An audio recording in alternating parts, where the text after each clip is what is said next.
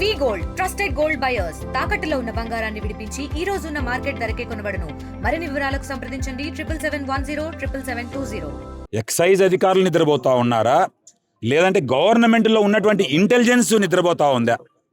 ఈరోజు మనం గమనించాల్సింది ఏంటంటే, దీంట్లో ప్రతి ఒక్కరూ భాగస్వాములుగా ఉన్నారు కాబట్టే ఎక్సైజ్ వాళ్ళు నిద్రపోయినారు, ఇంటెలిజెన్స్ వాళ్ళు నిద్రపోయినారు, అదేవిధంగా ఇతరత్ర అధికారులు, అదేవిధంగా పొలిటీషియన్స్, ముఖ్యంగా అధికారంలో ఉన్నటువంటి తెలుగుదేశం మంత్రులు కానీ ముఖ్యమంత్రి కానీ దీని మీద శ్రద్ధ పెట్టేదానికి ఎక్కడే కానీ వాళ్లకు ఎంతసేపు ఉన్నా ఎదుటి వారి మీదకి కేసులు ఏ విధంగా తిప్పాలి, లేదంటే ప్రతిపక్షంలో ఉన్నటువంటి వైఎస్ఆర్ కాంగ్రెస్ పార్టీ నాయకుల మీద ఏ విధంగా కేసులు మళ్లించాలని చెప్పే ప్రయత్నం చేస్తున్నారు. కానీ ఈ కల్తీ మద్యాన్ని అరికట్టాలనే ఒక ఆలోచన ఈ రాష్ట్ర ముఖ్యమంత్రికి లేదని చెప్పి మేమందరం భావిస్తూ ఉన్నాం.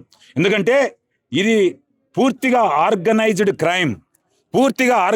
క్రైమ్ వారి కనుసన్నల్లోనే జరుగుతూ ఉంది. కాబట్టే ఈరోజు చంద్రబాబు నాయుడు గారు కానీ డిప్యూటీ సీఎం గత ప్రభుత్వంలో 30,000 మంది కల్తీ మద్యం తాగి చనిపోయినారు అని చెప్పినటువంటి పవన్ కళ్యాణ్ ఈరోజు ఎక్కడెక్కడ ఉన్నావయ్యా నువ్వు? జూబ్లీ హిల్స్లో, హైదరాబాదులో పండుకొని నిద్రపోతా ఉన్నావా అని అడుగుతా ఉన్నాం. ఈరోజు కల్తీ మద్యము నువ్వు ఈ రాష్ట్రానికి డిప్యూటీ సీఎంగా ఉన్నటువంటి సందర్భంలో ఈరోజు కల్తీ మద్యం తయారవుతా ఉంటే దాని మీద ఉక్కుపాదం మోపాలి అని ఒక్క ప్రెస్ స్టేట్మెంట్ కూడా ఇవ్వలేకపోయాడు. ఎందుకంటే బాధ్యత అనేది ముందరికి వస్తూ ఉంది కాబట్టి ఆ బాధ్యత పూర్తిగా మర్చిపోయాడు. ఆయనకు కావాల్సింది ఏంది తెలుసా? ఎదుటి వాళ్ళ మీద బురద జల్లి నిద్రపోవడం. ఆ రోజు ఎంత పెద్ద ఎత్తున ఊగిపెత్తివి. ఆంధ్ర రాష్ట్రంలో 30,000 మంది కల్తీ మద్యం తాగి చనిపోయినారని చెప్పేసి ఈరోజు కల్తీ మద్యం ఎక్కడ తయారవుతా ఉంది? ఈరోజు కల్తీ మద్యం ఈ రాష్ట్రంలో తెలుగుదేశం నాయకుల చేతుల్లో కనుసన్నల్లో నడుస్తూ ఉంది. ఫ్యాక్టరీలు పెట్టినారయ్యా బాబు, చంద్రబాబు దయచేసి మీరు మేల్కోండి. ఇది ఒక ఏదో ఇబ్రహీంపట్నంలోనో లేదంటే ఒక మదనపల్లిలోనో జరుగుతూ ఉండేది ఒక్క చోటనే కాదు, ఇది రాష్ట్ర వ్యాప్తంగా జరుగుతూ ఉంది. మరీ ముఖ్యంగా పుట్టపర్తిలో పెద్ద ఎత్తున నకిలీ మద్యం తయారు చేసి అమ్ముతా ఉన్నారు. పాత బాటలు కొనుక్కుంటారు, కొత్త బాటలు వస్తుంది కదా, దీని సగము 2 దానిలో నీళ్లు కలపడం, అమ్మడం, ఇది చేస్తూ ఉన్నారు. అయ్యా చంద్రబాబు దయచేసి ఎవరైనా తప్పు చేయండిలే. ఒకవేళ నిజంగానే నువ్వు అన్నట్లు మా వాళ్ళు పొరపాటు నేను తప్పులు చేసినారనుకున్నాం, శిక్ష పడుతుంది. Law will take its own course of action. మేమేం భయపడడం లేదే. మేము అడిగేది ఒక్కటే, స్వామి బర్త్డే వస్తూ ఉంది నవంబర్ 23వ తారీఖున. ఆ బర్త్డేకి సంబంధించి పనుల మీద శ్రద్ధ పెట్టి పనులు చేయండి.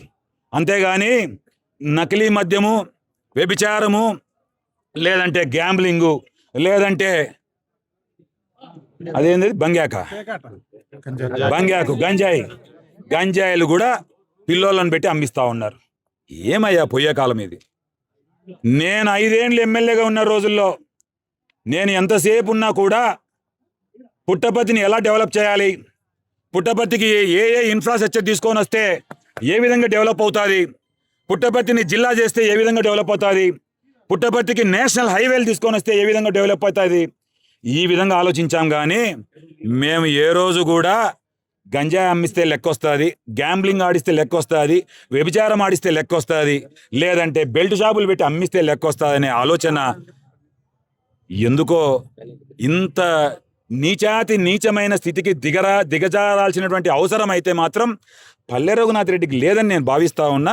కానీ ఆయన శ్రద్ధ పెడితే మాత్రం తక్షణమే ఇవన్నీ కట్టడి కాకపోతే ప్రజలే నీకు షో పిండుతారు. ఆ షో పిండినాపోతే బాగా పిండించుకో. మళ్ళీ వైఎస్ఆర్ కాంగ్రెస్ పార్టీ పుట్టపర్తిలో గెలుస్తాం.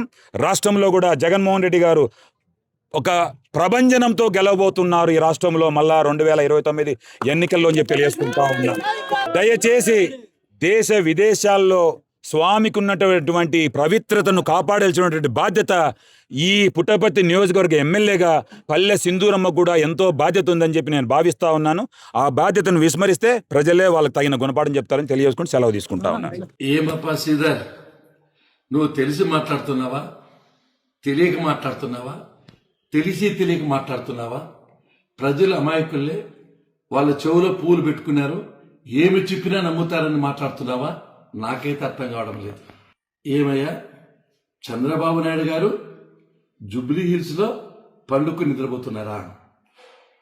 నువ్వు ఇంగిత జ్ఞానం ఉండి మాట్లాడుతున్నావా? ప్రజా సంక్షేమ పరమావధిగా, అదే వృత్తిగా, అదే ఊపిరిగా, అదే జీవితంగా, అదే సర్వస్వంగా భావించి దినమునకు 18 గంటల పాటు ఈ రాష్ట్ర సమగ్ర అభివృద్ధికి, సర్వతోముఖ వికాసానికి అహర్నిశలు కృషి చేస్తూ ప్రపంచ చరిత్ర పటములోనే ఆంధ్రప్రదేశ్ ప్రత్యేకమైన స్థానాన్ని కల్పించిన ఆ మహానుభావుని గురించి మాట్లాడే మాటలా ఇవి? ఇది నాలుక తాటి మట్ట. వాస్తవంగా చెప్పాలంటే ఈ రాష్ట్రాన్ని అరాచకాలతో, అక్రమాలతో, అన్యాయాలతో, దౌర్జన్యంతో, దోపిడీలతో ఒక రాక్షస పాలన సాగించి ఈ రాష్ట్రాన్ని సర్వనాశనం చేసి భ్రష్టు పట్టించి కుంభకర్ణు మాదిరి తాడేపల్లి ప్యాలెస్ లో నిద్రపోతున్న జగన్మోహన్ గురించి మాట్లాడవలసింది పొరపాటున నువ్వు మా నాయకుడి గురించి మాట్లాడావా? నీది నాలుక తాటి మట్ట. శ్రీధర్ ఒక్కటే గుర్తుపెట్టుకో రే నాయన, ఎవరికైతే నోటి తీటు ఉందో, నోటి దురద ఉందో వాళ్ళ రాజకీయాల్లో బాగుపడిన దాఖలాలు ఈ చరిత్రలు లేవు. నీకు నోటి తీట ఉంది, నోటి దురద ఉంది. నువ్వు ఈ జీవితంలో బాగుపడవరా నాన్న? ఇది నీ కర్మరా నాయన? ఏమప్పా పుట్టపర్తి గురించి ఏదేదో మాట్లాడినవే. నువ్వు పుట్టపర్తిని అప్రతిష్ట పాలు చేయాలని చెప్పి కంకణం పట్టుకున్నావా? లేదా మీ పార్టీ హైకమాండ్ నుంచి ఏమైనా ఆదేశాలు వచ్చాయా? పుట్టపర్తి ప్రతిష్టకు భంగం కలిగించే విధంగా ఏదేదో వీడియోలు మాట్లాడమని చెప్పారా? ఏంపా చెప్పింది గుర్తుందా? ఏం మాట్లాడావు? పుట్టపర్తిలో గంజాయి ఉంది, గ్యాంబ్లింగ్ ఉంది, వ్యభిచారం చేస్తున్నారు, ఆ డబ్బులు నాయకులు పంచుకుంటున్నారని చెప్పావే. నిజంగా నువ్వు మాట్లాడుతున్నావా? ఒక్కసారి చూడప్ప నాయన. పుట్టపర్తి అర్బన్ రూరల్లో 29 కేసులు పెట్టాం, గ్యాంబ్లింగ్ కేసులు. 138 పోలీసులు అరెస్ట్ చేశారు. అదేవిధంగా కొచ్చేరు మండలంలో 4 కేసులు పెట్టారు, 6 మందిని అక్యూజ్ చేశారు. బుక్కపట్నంలో 9 కేసులు పెట్టారు, 50 మందిని అక్యూజ్ చేశారు. అదేవిధంగా బోడిచెరువులో 7 కేసులు పెట్టారు, 40 మందిని అక్యూజ్ చేశారు. అమడగూరులో 4 కేసులు పెట్టారు, 25 మందిని అక్యూజ్ చేశారు. నల్లమాల్లో 3 కేసులు పెట్టారు, 23 మంది అక్యూజ్ చేశారు. అంటే గత 15 నెలల లోపల 56 కేసులు పెట్టారు, 272 మంది మీద అక్యూజ్ చేశారు. వాళ్ళ మీద కేసులు జరుగుతున్నాయి. ఇంత కష్టపడి పోలీసులు పనిచేస్తా ఉంటే నువ్వు ప్రశంసించాల్సింది పోయి వాళ్ళకు అధైర్యంగా మాట్లాడడం తప్పు కదా? ఇప్పటికైనా ఒకటే మాట ఇస్తున్నా, పుట్టపర్తిలో గ్యాంబ్లింగ్ కానీ, గంజాయి కానీ, వేరే ఇతర అసాంఘిక కార్యక్రమాలు జరిగితే సహించే ప్రసక్తి లేదు. మనస వాచ కర్మన తప్పకుండా చర్యలు తీసుకుంటాం. ఈ పుణ్యక్షేత్రమైన పుట్టపర్తి యొక్క ప్రతిష్ట కోసం మా తుది ప్రాణాలు కూడా ఇచ్చేదానికి సంసిద్ధంగా ఉన్నాము, నిలబెట్టుకుంటాం మాట అని చెప్పి సందర్భంగా హామీ ఇస్తున్నా. నీ మాదిరి పేపర్లో పోయి, వీడియోలు పోయి ఈ పవిత్రమైన పుట్టపర్తి యొక్క పేరు ప్రతిష్టలను బజార్ పాలు చేయను. రే నాయన, ఇదంతా చూస్తా ఉంటే దొంగే దొంగ అన్నట్లుంది, దయ్యాలు వేదాలు వల్లించినట్లుంది. వినేవాళ్ళు నవ్వుకుంటున్నారు, తిట్టుకుంటున్నారు. రే బాబు వీడియోస్ చూడ నాయన, అర్థమవుతుంది నీకు. నీకు ఏం చెప్పినా అర్థం కాదు. ఏదో అవినీతి గురించి మాట్లాడుతున్నావు, చెప్పమంటావా? పుట్టపర్తిలో సాయి టవర్ నుంచి మెయిన్ రోడ్ల గురించి, బిల్డర్ల విషయం గురించి చెప్పమంటావా? లేఅవుట్ల గురించి చెప్పమంటావా? లేదా అంగన్వాడీ టీచర్లు, ఆశా వర్కర్లు, సబ్స్టేషన్ ఆపరేటర్ల అమ్మకాల గురించి మాట్లాడమంటావా? ఎంపీటీసీలు, జెడ్పీటీసీలు కౌన్సిల్ టికెట్లు డబ్బులు తీసుకునే గురించి మాట్లాడమంటావా? రే బాబు నీకైతే సిగ్గు లేదు, నాకన్నా సిగ్గుండల్లా. ఇది ఇంత మాట్లాడేది ఇంకా వద్దులే, ఇవన్నీ మాట్లాడితే ఏదైతే ఎక్కడ బాగుండదు.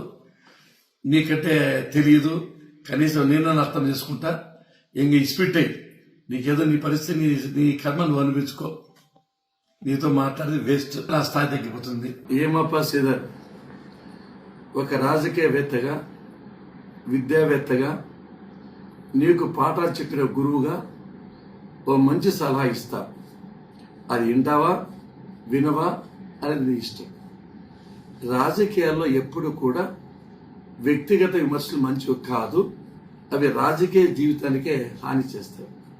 నువ్వేమో అధికారంలో ఉన్నప్పుడు నా మీద అనేక రకంగా ఇబ్బందులు పెడుతూ వచ్చావు. ఒకటి, రాష్ట్ర వ్యాప్తంగా నాకు మంచి పేరు ఉంది, పల్లె రఘునాథ్ రెడ్డి సౌమ్యుడు అనేది ఉంది. నా మీద 15 కేసులు అన్యాయంగా 2019-24 మధ్యలో కేసులు పెట్టించాం. రెండవది, కదిరిలో ఎంతో కష్టపడి సంపాదించిన భూమిని 1B అడంగల్ పాస్బుక్ చేస్తానికి పోతే అక్కడ కూడా అప్పుడు ఎమ్మెల్యేతో చెప్పించి దాన్ని కూడా ఆటంకం కలిగించే ప్రయత్నం చేశాం. మూడవది, సత్యమ్మ టెంపుల్ దగ్గర నా మీద దాడి చేయించావు. మాట్లాడుతూ కొన్ని సభల్లో పల్లె రఘునాథ్ రెడ్డి నా కాలి గోటుకు కూడా పనికిరాడు అనే స్థాయి మర్చి మాట్లాడు.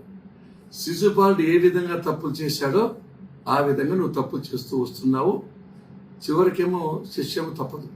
నువ్వు నేను రాజకీయ ప్రత్యర్థులు మాత్రమే, విరోధం కాదు. నేను రాజకీయ విలువలు సాంప్రదాయాలు ముందు నుంచి పాటిస్తూ వస్తున్నాను కాబట్టి రాజకీయాల్లో 30 సంవత్సరాలు ఉండగలిగాను. 7 సార్లు బీఫామ్ మా ఇంటికే వచ్చింది. తెలుగుదేశం పార్టీ తరఫున 7 సార్లు నేను ఇక్కడ నాట్అవుట్ బ్యాట్స్మెన్ క్రీజ్లో ఉన్నాను. ఆ పక్కన మాత్రము అవుట్ అయితే వస్తున్నారు. కారణం ఏమంటే రాజకీయ నీతిని, రాజకీయ విలువలను, ఆ సాంప్రదాయాలను ఖచ్చితంగా పాటించండి. నీకంటే ముందుండే నువ్వు ఎమ్మెల్యే చేసి నాకు ఎదురుగా మోహన్ రెడ్డి గారు చేశారు. మోహన్ రెడ్డి అన్న చూసి నేర్చుకో.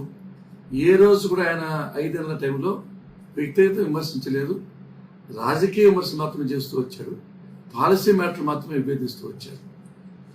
రాజకీయ విలువ ఉన్నాయి కాబట్టి ఈ నల్లమాన్ నియోజకవర్గం కానీ పుట్టపర్తి నియోజకవర్గంలో కానీ 3 సార్లు ఎమ్మెల్యే, ఒకసారి ఎమ్మెల్సీ, ఒకసారి విప్, చీఫ్ విప్, మంత్రి, తిరిగి నా కుటుంబానికే ఎమ్మెల్యే వచ్చింది. కాబట్టి ఎప్పుడూ కూడా ప్రజలు నా మీద నమ్మకం ఉంచారు, విశ్వాసం ఉంచారు, గౌరవం ఉంచారు, నీరాజన పట్టారు. మా సార్ నీతిగా ఉంటాడు, నిజాయితీగా ఉంటాడు, పారదర్శకంగా ఉంటాడు, కష్టాలు ఆదుకుంటాడు, దేవుని మాత్రమే సాయం చేస్తాడు అని ఉంది. కాబట్టి ఇప్పటికీ ప్రజల హృదయాల్లో చిరస్మరణీయంగా పల్లె బ్రాండు అనంతపూర్ సత్సాయి జిల్లాలో ఉంది. ఇది ఇంకా 30 ఏళ్ళ పై చెప్పుకుంటుంది. ఇప్పటికైనా మారకపోతే భగవంతుడే నిన్ను కాపాడాలి. తెలుగులో ఫాస్టెస్ట్ న్యూస్ ఇప్పుడు కొత్త అవతారంలో 5 సెకండ్లోనే పూర్తి వార్తా సమాచారం మీ చేతిలో. సోషల్ మీడియా ట్రెండ్స్ మీ కళ్ళ ముందుకే live TV and voice search options తో ఇప్పుడే డౌన్లోడ్ చేయండి. యాప్ లింక్ డిస్క్రిప్షన్ లో ఉంది.